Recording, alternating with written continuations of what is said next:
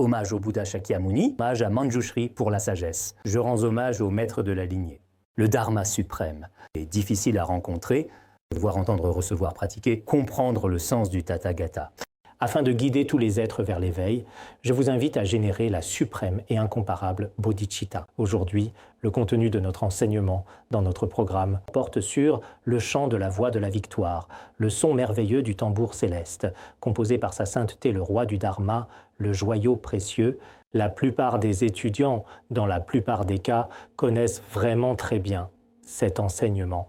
C'est l'un des rares enseignements essentiels, concis et extrêmement précieux que le roi du Dharma a donné au cours de sa vie. Par exemple, les perles de sagesse du cœur des conseils loyaux et les perles de nectar des instructions, les paroles opportunes de l'action, le chant de la voix de la victoire. Ces quelques œuvres peuvent en quelque sorte être considérées comme, à travers la pratique quotidienne et l'écoute attentive, ainsi que la réflexion approfondie, le fruit de nombreuses années de sagesse condensées en des instructions extrêmement précieuses. C'est pourquoi elles n'ont rien à voir avec les actions des gens d'aujourd'hui qui se consacrent principalement à des recherches scientifiques, en particulier pendant 2 ou 3 ans, ou qui mènent des discussions souvent approfondies par des moyens académiques pour finalement produire quelques thèses. Ce n'est absolument pas de cette nature. Car en ce qui concerne le maître, d'une part, nous savons bien qu'en regardant sa réalisation spirituelle, sa biographie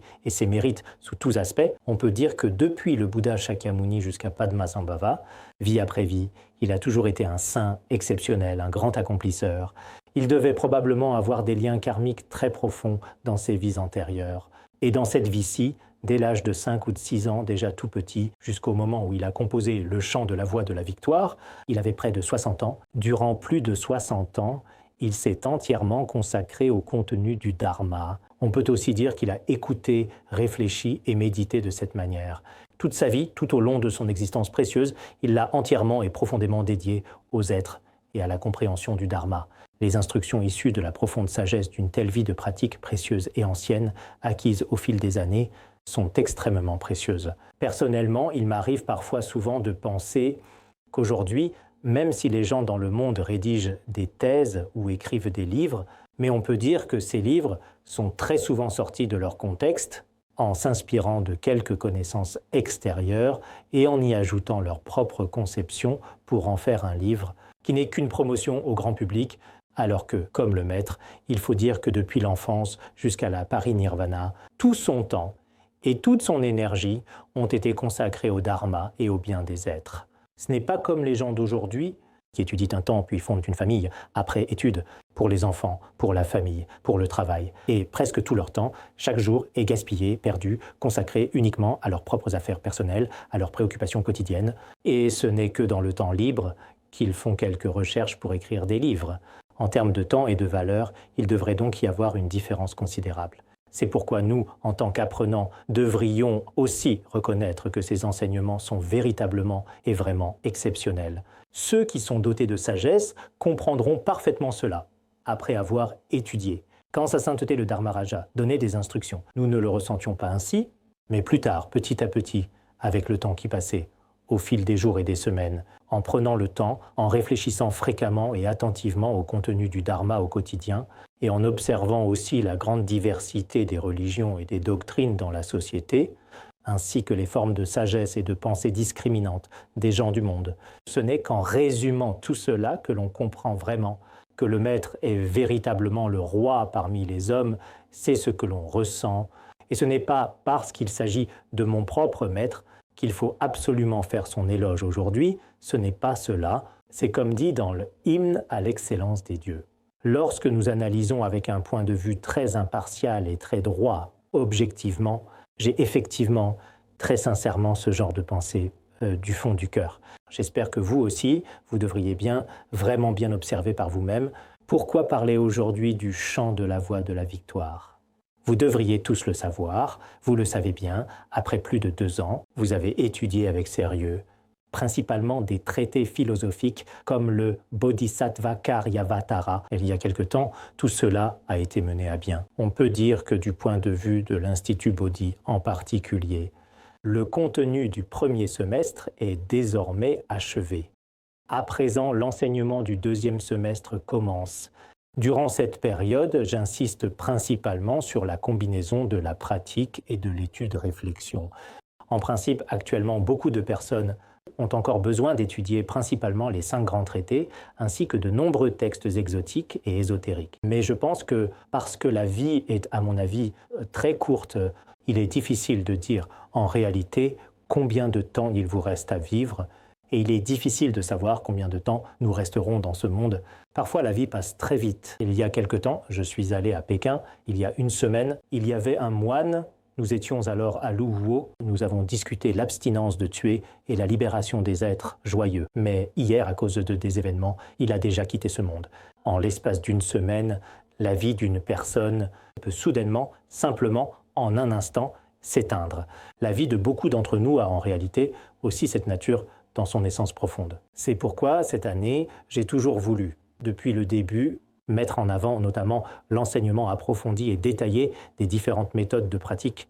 Si nous avons du temps à l'avenir, nous pourrons continuer à étudier pour soi-même et pour les autres. Bien sûr, pour les 4 types de disciples qui résident à l'Académie, ils ont fini l'étude des 5 grands traités, stance, ornement de la claire réalisation expliquée, mais le reste a été globalement étudié. Cependant, pour des amis du Dharma issus des associations bouddhistes extérieures, ils n'en sont qu'au tout début de l'apprentissage. En réalité, les véritables enseignements du bouddhisme, vastes et profonds, n'ont pas encore été abordés jusqu'à présent, mais il est possible que beaucoup de personnes attendent toujours d'acquérir ces connaissances, et qu'entre-temps, plusieurs partent. C'est pourquoi nous devons d'abord mettre l'accent sur la pratique réelle.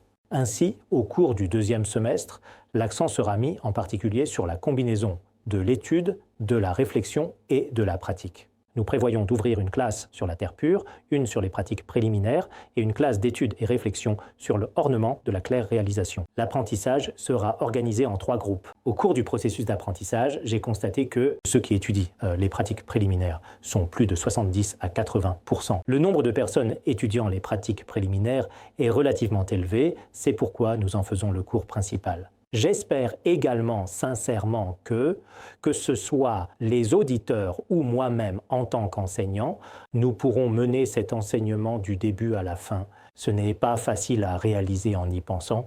J'ai aussi réfléchi à cette question. Aucun obstacle durant ces 2 ans. Est-il possible que ma propre vie se maintienne jusqu'au bout? J'y ai souvent pensé, mais il reste à prier pour la bénédiction du Maître et des 3 joyaux. De plus, Sa Sainteté le Maître a aussi enseigné ce chant de la voie de la victoire. Il disait que si un maître ou un pratiquant souhaite transmettre le dharma ou pratiquer, il faut d'abord le réciter une fois, l'enseigner une fois ou le lire à voix haute soi-même. La pratique ou l'enseignement pourra être mené à bien du début à la fin. Le maître l'a répété plusieurs fois, il y a là-dedans des significations profondes, une origine interdépendante profonde, que notre esprit dualiste conçoit difficilement, je crois profondément en cette origine interdépendante. C'est pourquoi, cette fois-ci, quoi qu'il arrive, au tout début, mieux vaut qu'aucun obstacle survienne, ni pour soi, ni pour autrui. S'il y a des obstacles, on peut être touché, dans cette ère de dégénérescence, les êtres ordinaires, au moindre obstacle, se laissent emporter par le courant. C'est pourquoi nous espérons vraiment pouvoir véritablement accomplir en toute sincérité la pratique préliminaire. Et dans l'idéal, il serait préférable de la terminer, si possible, en environ 2 ans. Pour notre vie entière, ce serait sans doute le plus grand accomplissement. Ce que tes parents t'ont laissé, que ce soit une maison ou un joyau magique, quoi que ce soit, tu ne pourras rien emporter au moment de la mort. Même les trésors de ton entreprise, tu ne pourras pas les emporter. Mais la véritable pratique spirituelle, en particulier poser une base solide dans la pratique préliminaire, cela, vie après vie, représente pour nous un commencement bénéfique. C'est pourquoi nous devrions décider de pratiquer les pratiques préliminaires. Nous faisons tous ensemble, sincèrement et de tout cœur, ce vœu. Avant cela, je vais vous présenter avec respect et attention un enseignement précieux du Maître.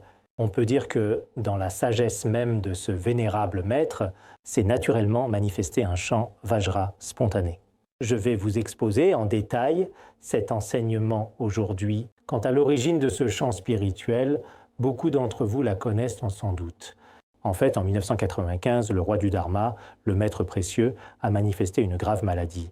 C'était probablement en septembre et à l'époque, il prévoyait d'aller d'abord à Taïwan. Ensuite, il comptait se rendre au Népal, avec la grotte de longue vie de Padmasambhava, et y séjourner un certain temps pour pratiquer les méthodes de longévité. C'était le plan initial, mais plus tard arrivé à Chengdu, il devait gérer le passeport et il y a eu quelques obstacles. Ensuite, le maître a manifesté la maladie, il a consulté des médecins à l'hôpital du Sichuan, mais la cause de la maladie n'a pu être identifiée. Le maître, debout sur le bord de l'ancienne route, à cet endroit précis où se trouve aujourd'hui l'autoroute moderne, observait « Souvent, quand je passais par là, je ne le voyais pas ». Il y avait Métropole Internationale, qui à l'époque, c'est-à-dire durant cette période particulière, était aussi, en quelque sorte, une sorte de nouveau complexe de villégiature. Il y a vécu pendant plus de 5 mois complets, environ au total. Je me souviens que c'était bien plus de 5 mois, et à ce moment-là, à cette période précise, je suivais aussi le maître. À cette époque, nous avions l'impression que le maître, le vénérable, pendant ces 5 mois, la plupart du temps, à part pour les repas, il méditait sans prononcer un mot. C'est pourquoi, à l'époque, les personnes autour de nous étaient vraiment très troublées. Nous nous demandions vraiment pourquoi le maître ne disait rien du tout. Bien sûr, en repensant aujourd'hui, le maître était là.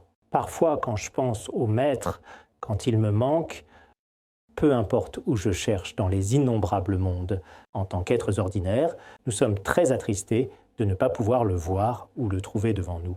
À ce moment-là, même sans vraiment parler, le fait d'avoir un objet de vénération suffisait à rendre heureux, mais à l'époque, nous ne le ressentions pas, nous restions là-bas. Plus tard, cela a aussi été écrit par la suite dans la biographie. Un jour, dans un rêve, le maître a vu apparaître l'illustre Atisha Dromtonpa, ainsi que Mipham Rinpoche, un grand maître et le maître du maître, Lama Lodreux, reconnu pour sa sagesse. Lorsque ces 4 vénérables se sont tout à coup manifestés devant lui, il semblait qu'Atisha ne disait vraiment rien du tout. Le vénérable Dromtonpa a dit « L'illustre Atisha pense profondément à toi et te bénit avec bienveillance. » En ce moment, les immenses, puissantes et sombres vagues déchaînées de l'océan, il semble que la situation devrait s'apaiser dans les prochains jours, le 10 mars. Sais-tu ce que cela signifie? C'est ainsi que Dromtonpa s'est exprimé à l'époque. Puis, Mipham Rinpoche a manifesté, semble-t-il, l'aspect courroucé pour dissiper de nombreux obstacles internes, externes et secrets et soumettre toutes sortes d'esprits et de déités. Par la suite, Lama Lodru a donné des instructions très compatissantes à son maître en disant, par exemple, que tu devrais souvent demeurer dans l'état du Dzogchen, où la clarté primordiale et la vacuité ne font qu'un. Et quand tu sors de la méditation, tu dois œuvrer au bien de tous en pratiquant l'échange de soi et d'autrui avec l'esprit d'éveil. Méditer ainsi, et de cette façon, tous les obstacles vont tout simplement disparaître dans l'espace. Après avoir donné ces instructions, il s'est passé exactement ce que Dromtonpa avait prédit tout à l'heure. Au mois de mars, tous les mots du maître ont complètement disparu. Une fois rétablis, nous sommes retournés à l'Institut bouddhiste. Revenu Institut bouddhiste, le maître chérissant a alors improvisé et chanté spontanément ce chant de la voix de la victoire. À ce moment-là, la joie de tous les disciples des 4 communautés réunis ensemble en ce lieu était, il faut le dire, indescriptible. À cette époque, le lieu de pratique des 4 communautés Han a été nommé par le maître l'île du Vajra qui soumet les démons, ce qui symbolise en quelque sorte la victoire obtenue. Le titre de ce chant de la voix est donc « Chant de la victoire ». Pourquoi l'appelle-t-on « Chant de la victoire » Parce que le pratiquant, à travers le combat de la pratique, élimine tous les obstacles, aussi bien extérieurs, intérieurs que secrets, et en sort victorieux. On peut dire qu'au cours de la pratique, il a déjà obtenu d'une certaine manière la joie et la victoire. Un tel chant de la voix est comme le puissant et profond son du grand tambour sacré des êtres célestes bienveillants qui soumet les asuras, symbolisant la victoire des êtres célestes. C'est un chant de la voix qui, à l'image de cela, symbolise la victoire remportée. Bien sûr, ce chant de la voix contient également des enseignements extrêmement profonds. Le maître a légué à nous, les générations futures, tous les précieux enseignements de sa vie. Je vais également vous parler un peu plus en détail de la source de cela. L'origine de ce chant de la voix du maître est la suivante. Ensuite, on peut le diviser en 3 parties. Le sens initial, le sens explicatif et le sens final. On va l'exposer sous 3 aspects. Le sens initial de la phrase d'hommage. Tout à l'heure, j'ai déjà donné une brève explication du titre Maître des êtres, corps de sagesse de tous les Bouddhas, vénérable enfant Manjushri, résidant constamment au cœur du lotus à 8 pétales, que tout ce qui est dit puisse être bénéfique à tous les êtres sensibles. Tout au long de sa vie, le maître a toujours pris le Bodhisattva Manjushri comme sa divinité principale en lui accordant une profonde vénération. En particulier, après avoir rencontré Manjushri en personne au mont Wutai, il commençait toujours chaque traité, sans exception, par un hommage profond à Manjushri. Cela montre également la foi exceptionnelle de l'auteur envers le Bodhisattva Manjushri. Le sens de ce vers est, en d'autres termes, le suivant: tous les Bouddhas des 10 directions, dans toutes les époques, sont véritablement les soutiens, les protecteurs des êtres sensibles. Et toute la sagesse des Bouddhas des 10 directions est rassemblée en Manjushri, le Bodhisattva. Quant à Manjushri, le Bodhisattva, comme vous le savez, nous l'avons déjà présenté précédemment, il prend l'apparence d'un jeune garçon pour aider les êtres sensibles. On le compare alors à la lumière du soleil. Lorsque la lumière du soleil touche le lotus commence lentement à s'ouvrir et à exhaler un parfum délicat, subtil et enivrant. De la même manière, la sagesse et la puissance de bénédiction unique de Manjushri pénètrent le cœur de l'auteur, comparé à un lotus à 8 pétales. Pourquoi parle-t-on de 8 pétales? Dans le Vajrayana, il existe de nombreuses pratiques spirituelles sublimes, et notre cœur est souvent comparé à un lotus à 8 pétales à des pratiques secrètes extérieures et intérieures. Mais ici, il n'est pas nécessaire d'entrer dans les détails. L'idée, c'est que la lumière, ou bien la bénédiction de Manjushri, je vous prie sincèrement et humblement de demeurer constamment dans mon cœur, avec la précieuse bénédiction de la divinité principale et la puissante force de la compassion infinie du Maître. Toutes les paroles prononcées servent à aider les êtres sensibles. Lorsque le Maître a composé ce traité, il ne s'agissait pas en réalité de dire que mes paroles me guérissent de la maladie profonde et me libèrent de toute souffrance, ou « rends-moi riche, rends-moi heureux ». Il n'a pas formulé de tels vœux. Le but de la rédaction de ce traité, grâce à la bénédiction de Manjushri sur mon cœur, les enseignements que j'exprime doivent bénéficier temporairement, et c'est pourquoi les auditeurs et les étudiants doivent d'abord examiner leur propre motivation. Dans quel but assistons-nous au cours aujourd'hui? Certaines personnes peuvent être dans un état de confusion ou d'inconscience et penser « tout le monde assiste au cours, alors j'y vais aussi ». D'autres, lorsqu'il s'agit d'enseigner le Ngondro, j'ai entendu dire que Victory Song est franchement vraiment très sympa. Ces motivations sont fausses. La motivation devrait être que tous les mérites que j'accumule en assistant à ce cours sont-ils bénéficiés à d'innombrables êtres sensibles. Les enseignements que j'entends et reçois ne doivent pas me servir, mais profiter aux êtres. Chacun doit d'abord cultiver cette intention, car c'est vraiment très important, essentiel même. Il ne faut pas négliger cela, car grâce à la précieuse bénédiction de Manjushri, chacun devrait normalement pouvoir obtenir cela sans difficulté. Tout dépend de la confiance en soi. Si l'on a confiance, en effet, on peut dire que Manjushri est l'essence même de la sagesse de tous les Bouddhas et Bodhisattvas des 10 directions. On l'appelle aussi le père de tous les Bouddhas, car c'est en effet Manjushri qui a encouragé d'innombrables Bouddhas à travers le monde à générer la motivation dès le début de leur cheminement. Lui-même, avant même d'atteindre l'éveil, incitait constamment, de façon répétée, les autres à générer cette motivation. C'est ainsi, en effet. Dans la biographie de Manjushri, on retrouve ce genre de récit. Un jour, alors que le Bouddha enseignait sur le pic des Vautours, dans la ville en contrebas, il y avait une courtisane nommée Miao Jingguang, lumière d'or merveilleuse, dont la peau émettait une lumière dorée. Elle était d'une beauté particulièrement remarquable, vraiment très belle, magnifique. Même le roi, les ministres, ainsi que toutes sortes d'hommes du monde dans la société, l'appréciaient et la courtisaient. Bien qu'elle fût courtisane, issue d'une caste très basse dans la société, mais les gens l'aimaient tout particulièrement. Il y avait toujours beaucoup de monde autour d'elle, presque tout le temps, des gens qui discutaient ou passaient près d'elle. Un jour, elle partit s'amuser, paisiblement, dans un jardin de plaisance, avec le fils d'un riche marchand. En chemin, alors qu'ils avançaient lentement et prudemment sur le sentier, Manjushri sut alors que le moment était venu pour la guider vers l'éveil. Lui aussi se trouvait également sur la route, et Manjushri apparaissait sous une forme d'une grande beauté, émettant toutes sortes de lumières magnifiques, attendant sur le chemin. Lorsque la belle et magnifique femme à la lumière d'or éclatante vit Manjushri, Elle fut frappée par la beauté rare de la lumière émanant de son corps, qui surpassait de loin l'éclat doré brillant qu'elle possédait elle-même, de façon naturelle. Sous sa lumière douce et éclatante, elle se sentit soudain profondément honteuse et terriblement embarrassée. Elle était gênée, mais de l'autre, elle éprouva de l'avidité pour la dignité de son corps et de ses vêtements, et elle eut très envie d'être avec lui. Car lorsqu'une femme voit quelque chose de particulièrement beau, elle en est naturellement attirée. À ce moment-là, Manjushri, avec la bénédiction du roi céleste aux grandes connaissances, l'exhorta « Ne laisse pas l'avidité naître dans ton cœur. Il est la quintessence de la sagesse de tous les Bouddhas, c'est Manjushri.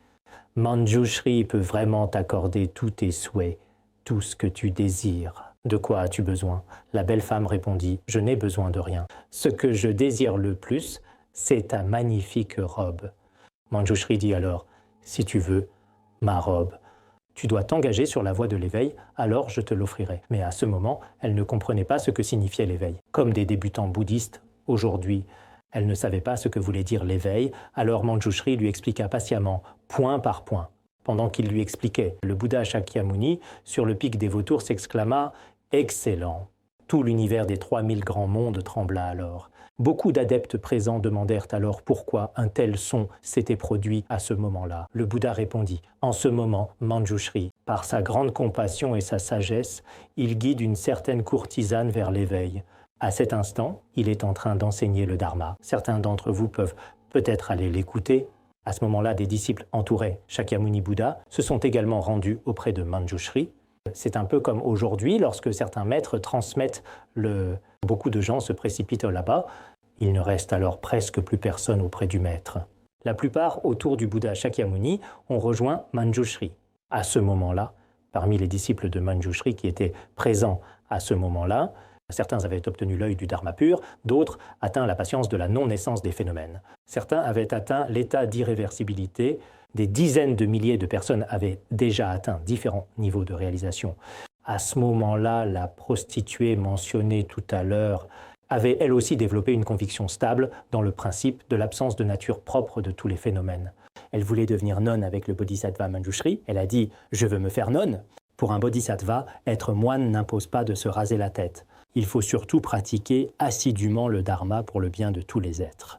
En particulier, il s'agit d'abandonner son propre intérêt. C'est là une forme d'ordination pour un bodhisattva. Ensuite, il lui a gentiment demandé de partir avec le fils du chef des marchands. Quand elle est allée au paradis, avec le fils du chef des marchands, l'impermanence s'est manifestée, la courtisane est morte brutalement dans ses bras. Le fils du chef des marchands a d'abord été très attristé, mais peu à peu, il a observé le corps de la femme, comme dans la méditation sur l'impureté. Peu à peu, le corps s'est décomposé, puis il a eu une grande frayeur. Il s'est alors précipité rapidement vers le mont des vautours, cherchant refuge auprès du Bouddha Shakyamuni. Le Bouddha Shakyamuni lui a transmis le Dharma, et il a lui aussi atteint la patience de l'absence de naissance.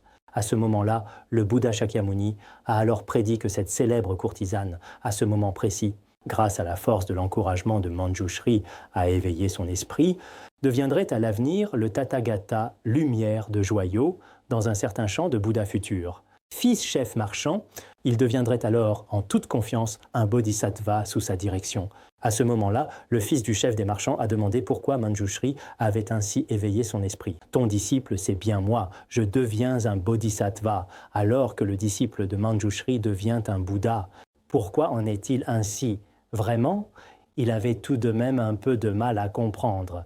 Le Bouddha Shakyamuni dit « En réalité, moi aussi j'ai commencé à formuler des vœux devant Manjushri. » De plus, d'innombrables Bouddhas du passé ont également fait sincèrement leurs vœux devant Manjushri. Et maintenant, beaucoup d'entre vous font aussi leurs vœux devant Manjushri et deviennent ainsi des Bouddhas. Bientôt, Bouddhas feront leurs vœux devant Manjushri et deviendront des Bouddhas. C'est pourquoi ces mérites ont été décrits en détail à de nombreuses reprises. Donc vous tous ici présents, vraiment, comme enseigné par Wang Rinpoche, il faut régulièrement réciter quelques mantras du cœur de Manjushri et prier Manjushri, car la bénédiction et la puissance de Manjushri sont différentes de celles des autres Bouddhas et Bodhisattvas. Oui, c'est ce qui est dit dans les Écritures, car je ne sais pas du tout bénédiction Bouddha Shakyamuni plus grande ou celle Manjushri. Mais grâce aux Écritures, en tant que bouddhistes, nous savons nous prenons les sutras du Bouddha empreints de grande compassion comme fondement pour décider. C'est que nous pouvons être certains. C'est pourquoi, si nous prions régulièrement Manjushri avec dévotion, alors, vie après vie, nous pouvons éveiller notre sagesse. D'autre part, les bénédictions et la sagesse de tous les Bouddhas se fondent ainsi en une seule entité. C'est un bodhisattva, mais en réalité, en vérité, comme l'expliquent clairement les écritures anciennes, il est un Bouddha. C'est pourquoi s'appuyer sur sa bénédiction est également inconcevable. Bien sûr, certaines personnes, comme le maître précieux, ont un lien avec Manjushri depuis l'enfance. Cela existe aussi. Dans la biographie, il est dit qu'à sa naissance, il récitait déjà des mantras Om Ara Patsanadi, le mantra sacré du cœur de Manjushri. À l'âge de 6 ans, un jour, il a vu parmi un tas de pierres le texte de la pratique du lion de la parole de Manjushri.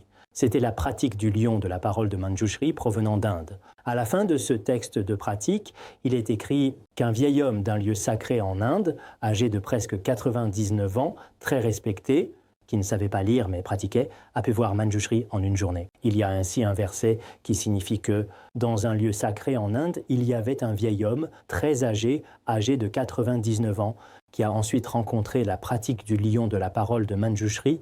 Il a obtenu cet amendement en séance. Ce vieil homme était illettré, il ne savait même pas lire. Mais avec une foi sincère, il priait toujours et pratiquait. En une seule journée, il a vu le bodhisattva Manjushri et a atteint la réalisation. C'est pourquoi lorsque le maître a vu ce rituel à cette époque-là en particulier, il pensa qu'un homme de 99 ans a pu voir le bodhisattva Manjushri. Alors pourquoi, moi qui suis si jeune, ne pourrais-je pas pratiquer dès le début de la pratique? Toutes les connaissances du bouddhisme se sont révélées dans sa sagesse.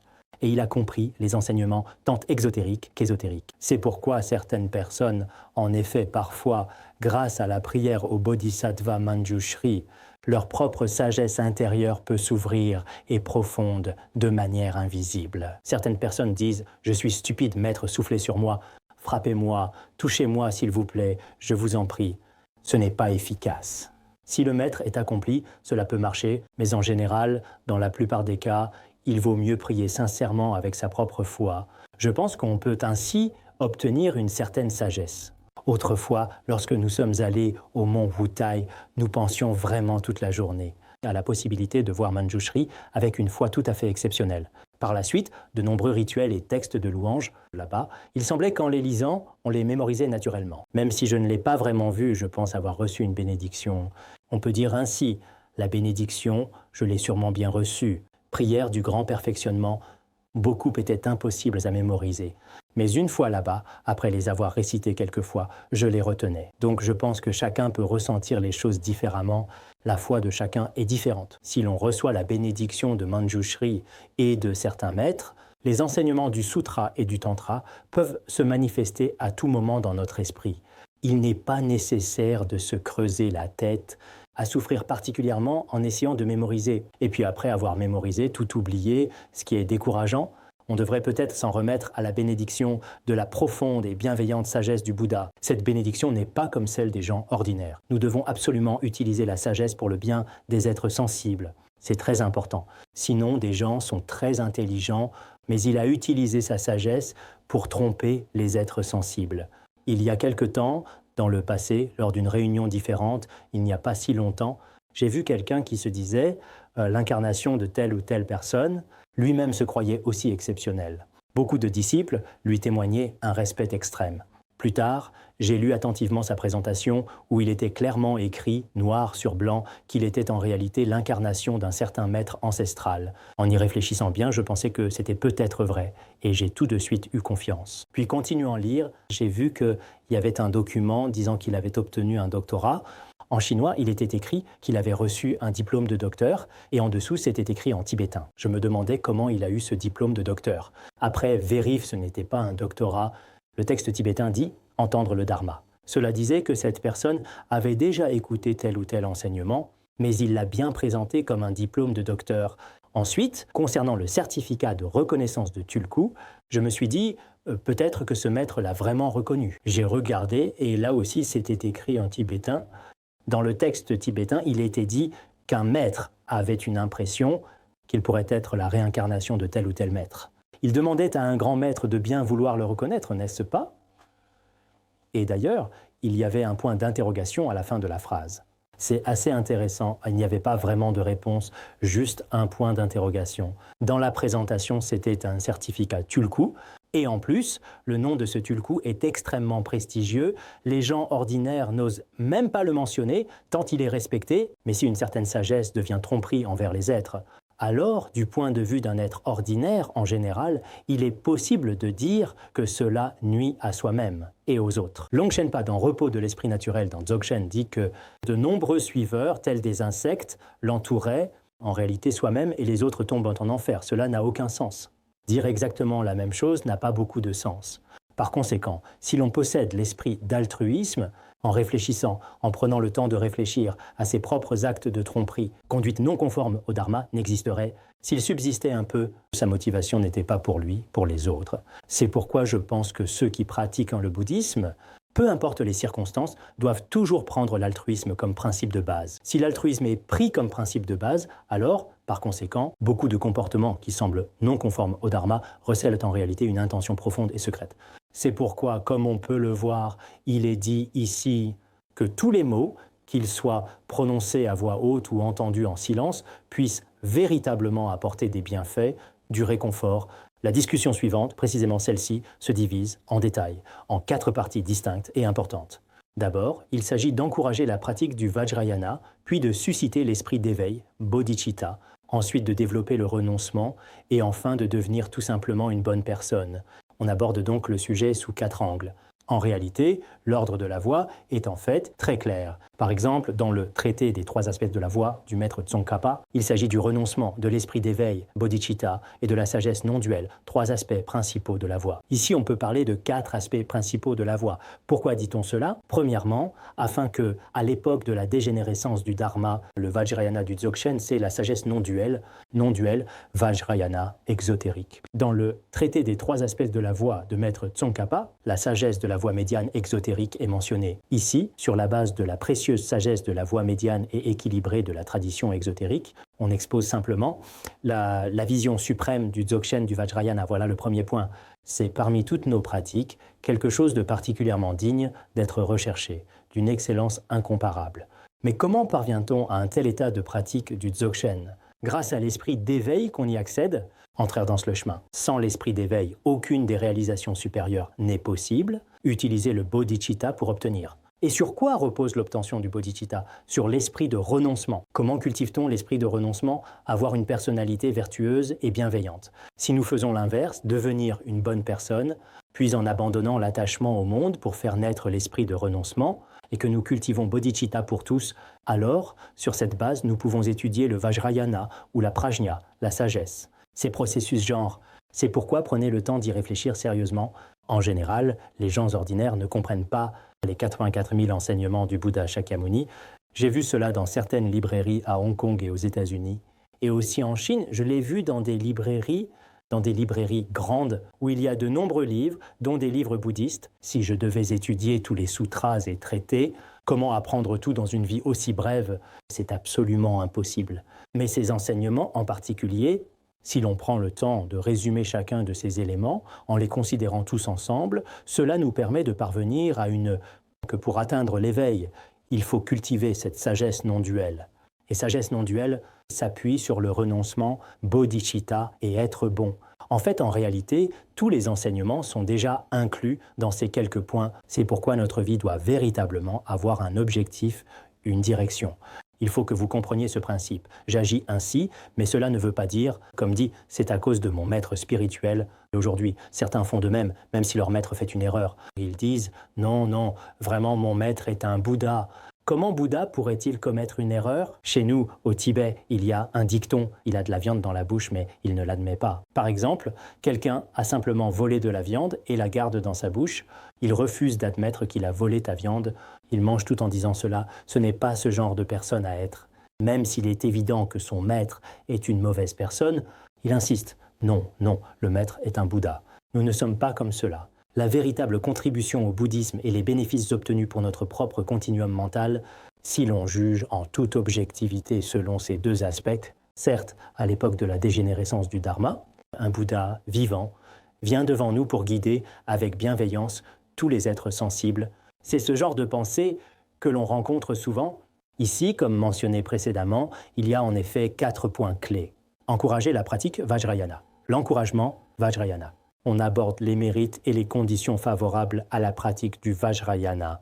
Les mérites du Vajrayana, le Dzogchen, profond, lumineux, rien qu'en entendre les mots, coupe la racine de l'existence. En pratiquant 6 mois, on peut obtenir la libération, il faut garder cela gravé dans son cœur. Cela signifie que c'est très profond et que les gens ordinaires ont souvent du mal à le comprendre. Il est vraiment très difficile de l'atteindre. Certains, dont la sagesse est limitée, ont même tendance à calomnier. C'est ainsi que l'on expose la lumière de l'esprit, la nature de Bouddha, l'essence suprême du Dzogchen. Ce Dzogchen suprême, ancien, est principalement enseigné par l'école Nyingma, l'une des principales écoles dans le bouddhisme tibétain, mais il existe aussi d'autres enseignements comme le Mahakala, le Mahamudra, etc. C'est la doctrine la plus élevée, la plus respectée. Du point de vue de l'école exotérique, on peut en effet utiliser le terme Madhyamaka suprême pour le désigner. Un tel enseignement du Dzogchen possède en réalité véritablement d'immenses mérites. Rien que certains de ces mots, le fait que nous les entendions ou que nous ayons accès à ces textes, ou même avant que nous y pensions vraiment, que nous les portions déjà sur nous, il existe la libération par l'écoute, la vue, le port et le toucher. Dans les enseignements ésotériques, cela dépasse l'imagination. C'est comme quelqu'un, une personne, qui n'a jamais pris un tracteur pour conduire et qui voit des gens monter dans un avion. Il n'y croit absolument pas. Il se dit « c'est impossible, je n'ai même jamais pris un tracteur ». C'est comme un enfant qui reste sur le dos d'un yak, il n'y croit pas non plus. Ainsi, l'état de sagesse non duelle du Dzogchen en tant que tel, si l'on ne pratique pas soi-même, on n'y croit tout simplement pas. Comme nous, même si nous n'avons pas atteint l'éveil après plus de 20 ans, on peut dire que nous avons réfléchi avec discernement, nous en avons aussi fait l'expérience et en avons tiré de véritables bienfaits. Donc aujourd'hui, lorsque quelqu'un emploie certains mots du Dzogchen ou certains termes issus de ses enseignements et cite hors contexte pour dire que le Vajrayana n'est pas conforme à la loi, cela nous fait sourire. Nous n'avons pas envie de répondre. Cette personne est vraiment à plaindre. Sa sagesse est extrêmement limitée. On ne voit chez lui que sa superficialité et sinon, nous n'avons aucune envie de nous demander s'il pourrait avancer des arguments ou des raisonnements qui seraient particulièrement solides, qui pourraient nuire au Vajrayana. Non, cela n'arrivera pas. Surtout dans le bouddhisme chinois ou même dans le monde d'aujourd'hui, personnes ignorant le Vajrayana n'ont jamais été au Tibet. Mais si tu y allais et étudiais avec pratiquants bouddhisme tibétain 2-3 mois, il se pourrait que tu ne comprennes même pas les raisonnements de base du Dzogchen. J'ai moi-même rencontré de nombreux docteurs et post-doctorants auparavant qui étaient très arrogants. Mais ensuite, certains raisonnements du Madhyamaka ou de la logique bouddhiste, finalement, je n'ai pas pu le pousser. Ils pensaient que c'était aussi simple que la physique ou la chimie. Finalement, ils ont vraiment développé de la foi et peu à peu, ils ont commencé à avoir une véritable confiance dans le dharma. Un tel dharma, rien qu'en entendant quelques mots ou phrases, peut couper à la racine l'origine des 3 mondes. Comme dit dans 400 versets du Madhyamaka, si le simple fait de douter du Madhyamaka peut déjà en effet couper l'attachement, alors pour ceux qui entrent en contact avec le Vajrayana suprême, c'est encore plus évident. Si l'on pratique bien selon la préparation, la pratique principale et la conclusion de manière correcte et conforme au Dharma, ceux qui ont une grande foi dont la racine est solide peuvent aussi, dans certains cas, atteindre la libération en seulement 6 mois. Dans le Tantra du Mandala de Vajra d'autrefois, il est également dit que si l'on garde une foi inébranlable, une compréhension et une pratique de manière constante pendant 6 mois, on peut atteindre le niveau de Vajradhara. Ce témoignage scripturaire important est cité dans le célèbre commentaire des 50 stances sur le maître spirituel. Il y a aussi un texte appelé le Tantra de l'adornement des vœux solennels. Ce Tantra dit que si l'on garde une foi inébranlable, compréhension et pratique 6 mois, on obtient fruit de Vajradhara. Dzogchen, repos dans l'illusion. Ces enseignements sont cités, donc avec respect et foi, avec sincérité, en pratiquant seulement pendant 6 mois. On peut aussi obtenir le fruit de l'éveillé Vajradhara en un temps très court, 6 mois. Ceux qui ont des facultés supérieures peuvent tout à fait y parvenir. Dans Grand Dzogchen de Jetsun et Dzogchen du Longchen Nyingtig, ce résultat est atteint. Parmi ceux qui écoutent aujourd'hui, certains n'ont jamais reçu d'initiation. Mais il n'y a pas de mal à parler de tels mérites aux autres, d'autant plus qu'aucune méthode de pratique concrète n'a été expliquée. C'est pourquoi, en effet, parmi les disciples du précieux maître, nous avons vu de nos propres yeux de nombreux disciples qui, après avoir véritablement pratiqué le Dzogchen, ont manifesté des signes favorables et atteint la réalisation, c'est fréquent. J'ai moi-même rédigé, il y a quelques années, une thèse sur la réalisation dans la pratique du Vajrayana, que vous avez peut-être lu notamment en ce qui concerne la période de 6 mois. Ce dont je me souviens très clairement, c'est d'une bhikshuni chinoise nommée Mingui. J'en ai peut-être déjà parlé plusieurs fois en classe à ce sujet. C'était vers 1993. À cette époque-là, il me semble que c'était le 1er septembre. Nous venions de finir l'enseignement du Guide des 3 lieux et 3 vertus, introduction au Dzogchen. Habituellement, sa foi envers le Vajrayana était vraiment très grande. Pendant que nous donnions l'enseignement ici, elle était dehors et sa santé n'était pas très bonne. Plus tard, on lui a dit que la vie humaine est impermanente et qu'il était difficile de dire combien de temps il lui restait à vivre dans ce monde. On lui a conseillé de venir absolument à l'Institut et elle est donc venue. À ce moment-là, l'enseignement a duré environ 100 jours, approximativement. Mais j'ai oublié combien de temps cela a duré. Durant cette période, elle a été en effet vraiment extrêmement assidue. Après la fin de l'enseignement, le 1er septembre, elle est ensuite repartie pour se faire soigner. Finalement, enfin, le 1er mars 1994, à ce moment-là, dans notre institut, il y avait la sœur de Miaoli, Genru. Elle m'a appelé depuis le temple Jinfeng à Ya'an. Le collège ne mentionnait pas les téléphones portables. Et même les téléphones fixes étaient alors très rares. À cette époque-là, il n'y avait alors qu'un seul téléphone à manivelle pour tout le village. Un jour, à midi, j'ai reçu un appel téléphonique. Genru Mingui est décédé et divers signes de bon augure sont apparus. J'ai regardé l'heure, c'était pile 6 mois, pas un jour de plus ou de moins. J'ai trouvé cela vraiment remarquable à bien des égards. Plus tard, les personnes à ses côtés ont raconté très clairement que, par exemple, son corps avait rétréci. Au moment de son parinirvana, son corps a commencé à se redresser en position assise. Elle priait sans cesse les maîtres du lignage, du grand achèvement et Amitabha. C'est pourquoi j'y crois profondément et sans le moindre doute. Grâce à la bénédiction du Vajrayana, pendant ces 6 mois, mais ce genre de fondement, en réalité, elle ne l'avait pas non plus au tout début. Tout à l'heure, j'ai fait une sieste et j'ai rêvé d'elle. C'était plutôt bien, oui. Où en étais-je ? Ah oui, je me souviens maintenant, j'étais justement en train de parler des rêves, ces expériences étranges, des choses que je ne peux pas dire. J'en ai déjà trop dit.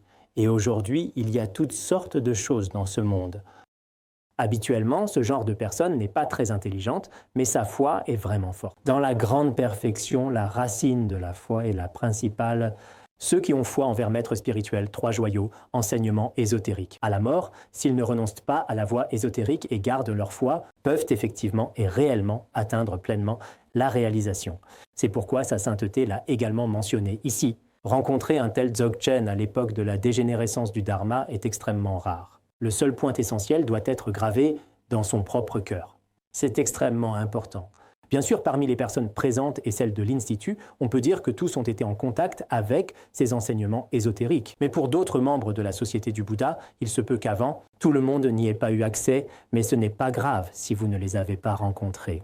Car le préliminaire du Dzogchen est aussi un enseignement ésotérique. Commencez par cette introduction et pratiquez-la. Beaucoup pensent qu'il faut une initiation pour le Vajrayana, qu'il faut contempler la pureté et pointer la nature de l'esprit. Ce n'est pas toujours bien, je ne le recommande pas, car pour beaucoup de personnes ordinaires, il faut d'abord terminer les pratiques préliminaires de base. Après avoir achevé les préliminaires, c'est seulement en recevant l'initiation et pratiquant l'entraînement principal que l'on ressent vraiment que l'état d'expérience et de réalisation est totalement différent. C'est pourquoi il est très important de suivre l'ordre des étapes.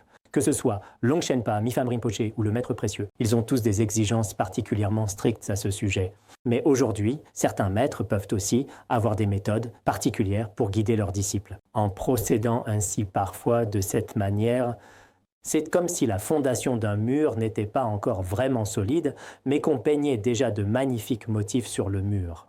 À cause de l'instabilité de la base, après la peinture, il se peut que le mur s'effondre. Il y a ce risque. Si l'on consolide bien d'abord la fondation du mur, puis que l'on peint les motifs dessus, cela reste beaucoup plus sûr. C'est pourquoi le maître exige que la pratique du Vajrayana que nous accomplissons, cas exceptionnel, j'espère que vous ne la calomnierez pas, et encore moins que vous l'abandonnerez. Si vraiment vous n'arrivez pas à faire naître la foi, alors vous devriez étudier plus. Discutez-en avec de nombreux maîtres du bouddhisme tibétain d'aujourd'hui.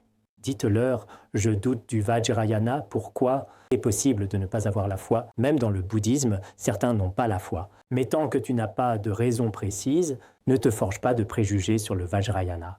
Sinon, certains grands maîtres du bouddhisme chinois, autrefois, au début, calomniaient le Vajrayana, puis ils ont fini par se repentir eux-mêmes. Nous en avons déjà parlé à de nombreuses reprises auparavant. Ici, la première chose à dire est que le Dzogchen, l'enseignement suprême du Vajrayana, est unique. Nous devons absolument, vraiment, nous appuyer sur une telle bénédiction.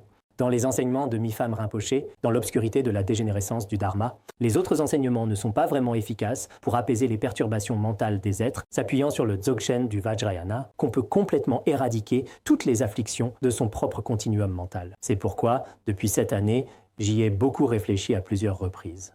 J'ai pensé qu'enseigner un peu de doctrine exotérique chaque jour n'est pas suffisant. Il faut vraiment, avec un enseignement aussi précieux du Vajrayana ici, si nous nous contentons d'étudier l'exotérisme est excellent. Les enseignements profonds de l'exotérisme devraient se rapprocher de ceux du Vajrayana. Après avoir étudié l'exotérisme et l'ésotérisme longtemps, il subsiste tout de même quelques différences. Nous ne rejetons pas l'exotérisme. Mais, sur certains points, vous devriez bien comprendre après avoir étudié.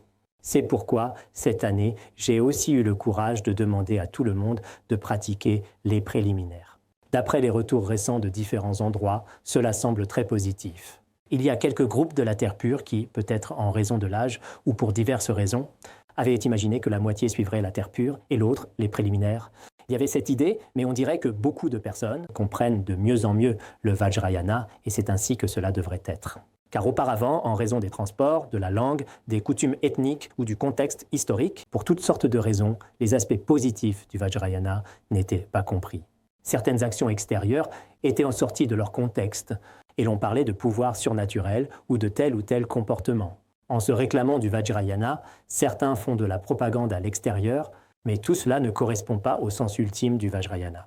Quand on rencontre le Vajrayana, nous devrions tous ressentir au fond de nous une foi particulièrement sincère. Parlons des causes et conditions. Rencontrer ce Dharma suprême et ses conditions favorables résultent d'accumulation sur d'innombrables vies passées. Et d'un lien partagé avec le roi Samantabhadra, tous les compagnons de la voie devraient en éprouver de la joie. Dans cette vie même, nous avons la chance de rencontrer un maître du Vajrayana, de recevoir l'initiation et les transmissions. Aujourd'hui, même les disciples exotériques récitent le mantra de Shurangama et le mantra de renaissance. En réalité, ceux-ci font aussi partie du Vajrayana, on peut le dire ainsi. S'il n'y avait d'éléments Vajrayana école exotérique, ce ne serait pas juste non plus. Le sens profond de l'école exotérique, soit sa signification cachée, peut être expliqué par le Vajrayana. Ainsi, ceux qui rencontrent un dharma aussi profond et secret possèdent des conditions favorables, exceptionnelles. Ces êtres sensibles, c'est assurément après avoir accumulé d'innombrables bonnes affinités au fil de nombreuses vies passées qu'ils peuvent rencontrer le Vajrayana dans cette vie-ci.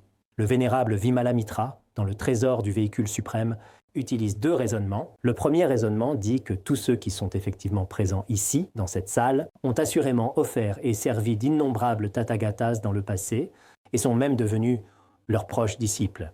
C'est pour ces raisons qu'ils rencontrent le dharma du Vajrayana dans cette vie. Il me semble que c'est le premier raisonnement. Ensuite, le second raisonnement, c'est que moi-même et tous ceux ici dans cette vie, dans l'état intermédiaire ou dans la vie future, nous atteindrons assurément l'accomplissement sans aucun doute. Car nous avons rencontré le dharma suprême du Vajrayana, du point de vue de la logique bouddhiste, à travers ces deux raisonnements, tous les êtres qui entendent aujourd'hui le Vajrayana dans ce monde ont tous dans leur vie antérieure établi des liens profonds au Vajrayana. Certains ont déjà reçu l'initiation, en effet, ont déjà reçu la transmission du maître, et pourtant il y en a qui posent encore des questions, c'est stupide. Maître, puis-je vous demander si, d'une certaine manière, j'ai une connexion avec le Vajrayana? Vraiment, ces personnes-là, vraiment, ne comprennent pas la logique bouddhiste. Puisque tu as reçu l'initiation et la transmission du maître, pourquoi poser encore la question à ce sujet? C'est vraiment une marque d'ignorance. Donc, toute personne qui rencontre le Vajrayana dans cette vie humaine, ce n'est pas seulement parce que tu as une connexion dans cette vie, je peux te l'affirmer avec certitude, mais c'est aussi le fruit d'innombrables vies sur des millions d'années. Tu as établi un lien avec de nombreux maîtres et Bouddha à travers le Vajrayana. Ce n'est pas une opinion, c'est ce qu'a enseigné le roi du Dharma du Tibet, l'omniscient et sage maître Longchenpa. On peut dire qu'il est devenu le roi saint, vénéré de tout le Tibet. Il n'y a personne qui ne le reconnaisse. Donc pour des personnes comme toi, parfois, rencontrer les enseignements du Vajrayana dans cette vie, c'est partager la même connexion que Samantabhadra Tathagata. Cela inclut des pratiques du Vajrayana, comme la guirlande de Vajra et de nombreuses méthodes uniques. Ces pratiques, Samantabhadra Tathagata a atteint en un instant l'état de manifestation et de libération spontanée. Nous aussi, comme dans le Sutra de la sagesse, dans le Sutra de la perfection de la sagesse, il dit « Lorsque tu vois parfois des enfants tranquillement en dehors de la forêt, cela signifie qu'ils ont quitté la forêt, qu'ils sont sortis. De la même manière, le fait que nous rencontrions aujourd'hui le Vajrayana montre qu'il y a un espoir de libération. C'est comme un poisson qui a déjà mordu à l'hameçon dans l'eau et qui va bientôt être tiré sur la berge. De même, le fait que nous rencontrions aujourd'hui des maîtres spirituels et le Vajrayana, cela signifie que nous avons des liens karmiques extrêmement profonds. C'est pourquoi sa sainteté s'exprime avec humilité en s'adressant à vous, compagnons de la voie et disciples, compagnons de la voie, vous qui rencontrez aujourd'hui un enseignement précieux et exceptionnel, vous devriez éprouver de la joie. Il n'est pas nécessaire de vous laisser envahir par toutes sortes de doutes qui entravent votre esprit. Est-ce qu'en continuant à pratiquer ainsi, parviendrai-je vraiment à l'illumination dans cette vie ? La divinité gardienne me punira-t-elle? Le maître spirituel va-t-il me punir? Des personnes ignorent les aspects des positifs, s'attardent sur les négatifs. Tout cela est inutile. Il suffit de se consacrer entièrement, car rencontrer cet enseignement est le fruit de milliers de vies et d'innombrables kalpas. C'est une raison de se réjouir profondément. Dans cette vie, comme l'a dit sa sainteté dans le champ de la joie de la pratique, aussi appelé « Tant que l'on ne brise pas ses vœux », dans cette vie, même si l'on ne pratique pas parfaitement, on obtiendra assurément la réalisation dans la vie future. C'est avec cet état d'esprit que la confiance en soi, jour après jour, ne cessera jamais de grandir. Si tu calomnies le Vajrayana ou abandonnes ton maître, c'est une autre histoire. Car certains vœux du Vajrayana, il faut le souligner, sont effectivement considérés comme étant assez stricts, mais ce n'est propre au Vajrayana. Lorsque nous étudions les vœux du Bodhisattva, ils sont aussi très rigoureux. En général, même les vœux de laïcs sont très stricts. Si aujourd'hui tu prends refuge dans les 3 joyaux et que demain tu les calomnies, tu tomberas dans la déchéance. Certaines personnes disent « je n'ose pas entrer dans le Vajrayana, sinon c'est très dangereux ». Mais dans ce cas, en réalité, non seulement tu ne peux pas entrer dans le Vajrayana, mais même le simple fait de prendre refuge est en fait très risqué. Dans n'importe quelle organisation mondaine, il y a aussi des dangers. Ici, si tu tues quelqu'un, tu seras condamné à mort. Ainsi, dans ce monde, pour les mauvaises personnes, il y a des dangers partout. Mais tu es une personne, où que tu sois, il devrait toujours y avoir une voie de sortie, un chemin vers la libération. C'est pourquoi il faut cultiver et entretenir la joie dans son cœur. Tout le monde devrait vraiment penser ainsi, sans exception. Ensuite, nous allons parler plus en détail de ce qu'on appelle la voie du Bodhisattva, c'est-à-dire le chemin emprunté par ceux qui souhaitent développer l'esprit d'éveil. Nous allons d'abord pour que les êtres plongés dans la terrifiante roue du samsara atteignent l'état de Bouddha, source de bonheur éternel, il faut assumer la lourde responsabilité d'agir pour le bien d'autrui et abandonner l'attachement à soi-même comme s'il s'agissait d'un poison. Nous, pour tous ceux qui sont véritablement et profondément plongés dans l'extrême terreur, et la souffrance intense et profonde des êtres vivants des 6 destinées, dans le cycle du samsara des 3 mondes, leur permettre d'avoir la possibilité d'obtenir temporairement toutes sortes de bonheurs mondains. Et qu'est-ce que le bonheur mondain? C'est par exemple avoir de quoi manger, de quoi s'habiller. Pour les citadins, c'est avant tout avoir une assurance retraite solide, une bonne assurance maladie, ainsi que de l'argent pour vivre confortablement. La plupart des gens, en général, pensent souvent que, en effet, l'argent est la source du bonheur. Avoir une certaine richesse financière, etc. Temporairement, chaque être a ses propres objectifs et désirs.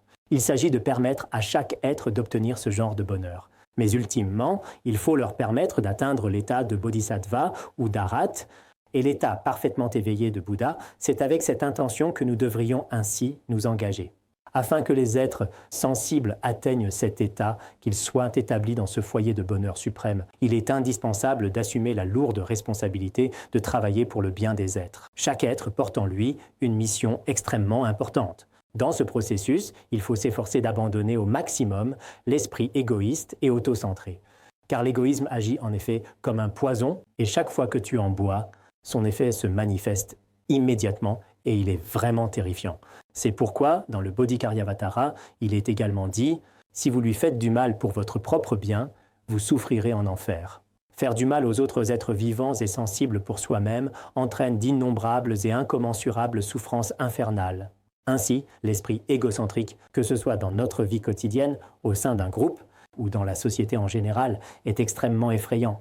Chaque pratiquant doit constamment réfléchir à cela. Vraiment, le plus précieux, c'est de bénéficier aux êtres. Autrefois, Jetsun Drakpa s'est retiré dans un lieu isolé pour méditer. Il voulait passer toute sa vie en retraite, mais plus tard, sa divinité tutélaire lui a dit « Vous êtes dans des millions de kalpas de temps, pratiquez avec diligence, pratiquez la divinité. Cela ne vaudra vraiment jamais autant que d'aller dans le monde pour aider les êtres. Le mérite d'un seul instant consacré au bien d'autrui surpasse de loin tout le reste. C'est pourquoi, parfois, de temps en temps, avec un esprit altruiste, le mérite d'aider les autres, même pour de toutes petites tâches ou de petits services, dépasse véritablement, largement, et de loin, les efforts ascétiques accomplis pendant de longues années, avec un esprit profondément égoïste. La source de tout bonheur et de tout bien réside dans ce cœur qui souhaite le bien des êtres.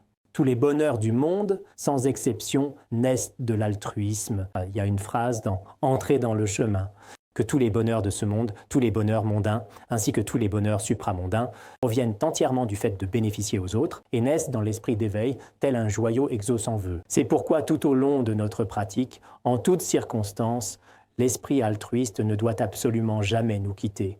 Sinon, comme nous l'avons évoqué à propos du Dzogchen, si excellent soit-il, si tu n'as pas l'esprit altruiste ni bodhicitta, comme l'a enseigné Patrul Rinpoché, pratiquer le Dzogchen sans la condition préalable essentielle de la bodhicitta peut aboutir à un résultat du petit véhicule ou même à un résultat d'une voie extérieure et ne sera pas Vajrayana. C'est pourquoi aujourd'hui, beaucoup de gens dans le monde n'ont pas compris la question de la motivation. Nous l'avons répété encore et encore à de nombreuses reprises. Et après l'avoir tant répété, je ressens aussi une grande satisfaction.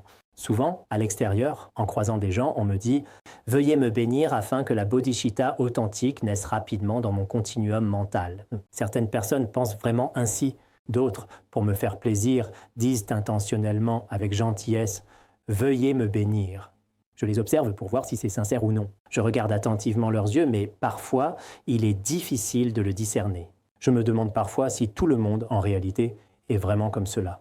Si, au fond du cœur, c'est vraiment ce qu'ils veulent, c'est nécessaire. Auparavant, lorsque je sortais, je rencontrais souvent des gens qui disaient « Maître, veuillez me bénir, bénissez-moi ». Ils insistaient avec persévérance pour que naisse en eux le pouvoir de soumettre les autres. Certaines personnes disent « Vous devez absolument me bénir pour que je devienne riche, que je gagne beaucoup d'argent et que j'accomplisse de grandes choses ». Cette motivation est aussi acceptable. Il y a même une personne qui a dit « Je dois absolument ouvrir 3 yeux. L'œil gauche pour voir les affaires mondaines, l'œil droit pour voir les affaires spirituelles, et l'œil du milieu, tu sais, c'est pour surveiller mon ami, en particulier quand il fait des choses pas très bien. » Il existe dans le monde toutes sortes de choses étranges, mais rien n'est ultime. Il n'y a qu'une seule chose qui le soit. C'est lorsque dans notre cœur naît une intention altruiste. C'est vraiment, vraiment extrêmement précieux. Et j'espère sincèrement que les amis du Dharma y réfléchiront aussi avec attention. Le précieux maître a déjà dit que l'égoïsme est comme du poison. Je pense souvent moi-même, cette comparaison est vraiment très juste. Peu importe quelle situation nous nous trouvons, ceux qui sont très égoïstes, ces personnes-là échouent toujours à la fin. Beaucoup de disputes, de souffrances, de querelles entre les uns et les autres. En réalité, toutes ces choses-là, tout cela commence toujours, en fin de compte, à partir de l'égoïsme. Si l'égoïsme n'existait vraiment pas, on deviendrait un bodhisattva. C'est donc précisément dans cette direction que nous devons absolument faire des efforts. Peu importe ce qui arrive ou ce que les autres disent, dans la vie, cela n'a absolument aucune importance. Tant qu'on a encore un souffle de vie, tant qu'on a un peu de capacité, il faut accomplir des actions altruistes. Que les autres le sachent ou non, cela n'a pas d'importance. Pour certaines choses, c'est ainsi que je vois les choses. Durant toute une vie, il se peut que personne ne sache que nous avons œuvré discrètement pour le bien des êtres. Bouddha, Bodhisattva par œil divin, devraient savoir comme Maître Vajra. Mais, en dehors de cela, mes efforts ne seront jamais jugés par qui que ce soit et personne ne me remettra de prix. Cependant, ce genre de cause et effet ne sera jamais vain. C'est pourquoi il ne faut pas attendre que d'autres sachent pour agir au bénéfice des êtres. C'est comme certains modèles dans le monde d'aujourd'hui. Vous devez faire de votre mieux pour démontrer devant les autres. C'est pas important, faut agir discrètement sans chercher la reconnaissance. Faire quelque chose pour les êtres, manifester simplement de temps en temps un peu de bonté, voilà le véritable but de notre intention. Allons arrêter ici. Sonandai tamsa thobaya tonani jana pase jirgana jirano chupai jupun solen droja ma bandrangara banna azarda ma Bhadrangara Padmasada Bhadrangara Padmasada